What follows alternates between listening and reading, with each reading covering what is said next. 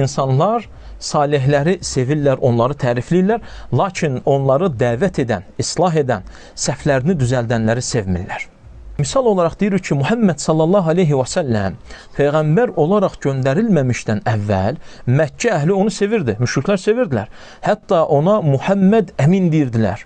Əmin, etibarlı olan Muhammed deyirdilər.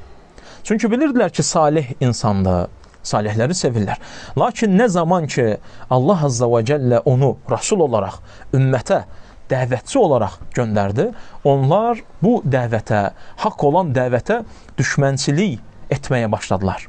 Çünki, qardaşlarım, onların nəzərində kiminsə salih olması, yalnız özü ilə məşğul olması, onlara qatışmaması deməkdir.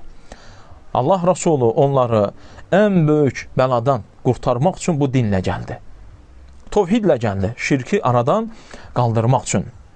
Onun üçün, qardaşlarım, önəmlidir Allah Azza və Cəllənin dinində salih olduqdan sonra, xeyirli işləri etdikdən sonra insanları da bu gözəl, haqq olan dinə, sünnəyə və bidətdən çəkinməyə insanları çağırmaq.